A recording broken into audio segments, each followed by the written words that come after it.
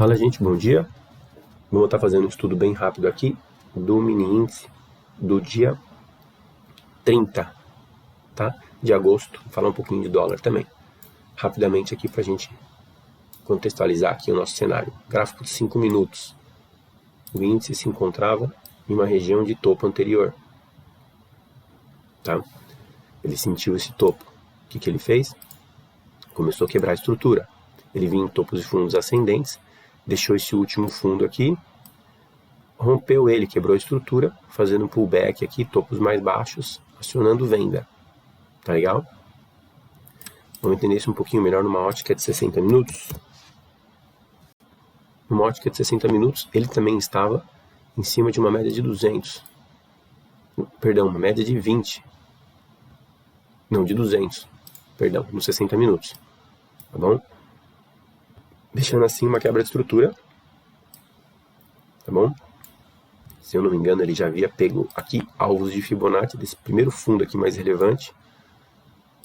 Ele não tinha pego alvo de 100%, mas se você for tratar esse pivôzinho aqui, ó, em vez do espelhamento, ó, é um pivô aqui, ó. Ele havia pego alvo de 161%. Então a gente sabe que é uma região de venda, tá? Realização. Deixa eu ver se tinha alguma outra região importante. Também assim, não é perfeito, né? Porque no cenário de 60 minutos vai ter muito ruído. Mas era uma espécie de troca de polaridade também. Tentou romper uma vez, não conseguiu. Tentou romper outra vez, também não conseguiu. Tá legal? Retrações de Fibo macro, que a gente olha. Primeira retração, 38,2. Tá? Aí bate, legal, perfeito. Com esse último fundo aqui, ó. Tinha esses dois últimos fundos aqui que ele segurou. Não conseguiu romper. Tá legal? Vindo para os 5 minutos, o que a gente teve sobre a quebra de estrutura, né? Quando ele marca esse fundo aqui, ó. Na verdade, antes de perder esse fundo, ele já tinha feito uma volta em V, né? Ele foi, não conseguiu ganhar topo, né? Vendeu, comprou, vendeu, né? Perdeu nos 2 minutos filtrando, a gente vê bem legal isso. Aí ele dá essa venda, quando ele chega na mínima, ele sente, arma uma compra e deixa esse pullback, esse paviozão aqui, né? Um pouco mais de volume também, assim do que normal, acionando uma venda. É um pullback pré-rompimento, antes de romper. Então aqui cabe uma venda com stop aqui em cima, né? Na máxima dele. Eu enxerguei dessa maneira. Como a gente não sabe se vai romper, não vai, né? Porque ele não chegou, não tinha rompido, violado essa mínima ainda aqui. Então, geralmente eu faço parciais no fundo dele, no fundo do dia. Porque se fosse um pullback pós-rompimento, aí já era outro cenário, né? Uma confirmação a mais. Então eu faço dessa maneira. Ou também, quando são candles gatilhos assim, o que eu faço? Eu gosto muito de projeção de candle também. No 1 para 1, às vezes eu já bato parcial. Tá vendo? Ele bateu 1 para 1 aqui, a gente já bate parcial, projetando esse candle para venda. E a gente trabalha com alvos de Fibo, né? Posteriormente ele chegou a romper, voltar, fez mais um pullback aqui na VWAP.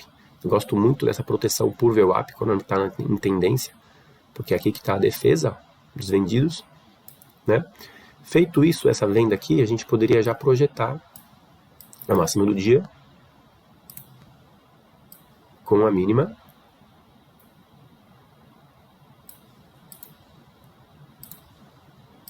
Né? Feito essa venda aqui pré-rompimento, a gente já projeta aqui a Fibonacci, só que a gente não sabe se vai, porque não rompeu.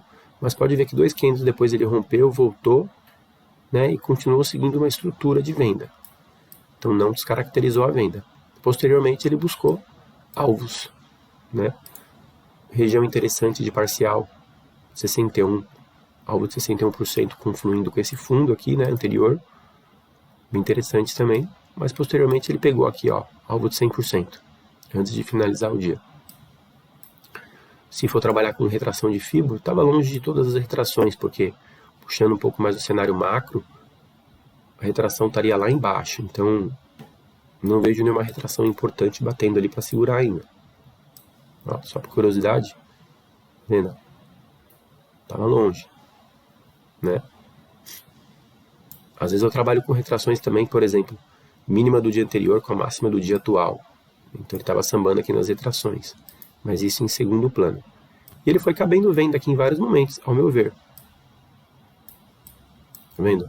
Aqui, ó, venda aqui, depois fez um pullback aqui, tentou ganhar esse topo aqui, não conseguiu, segurou na VWAP, venda de novo, mais um martelinho aqui, venda, né? Aqui também uma venda, só que em cima da média de 200, e foi dando venda. Tá legal?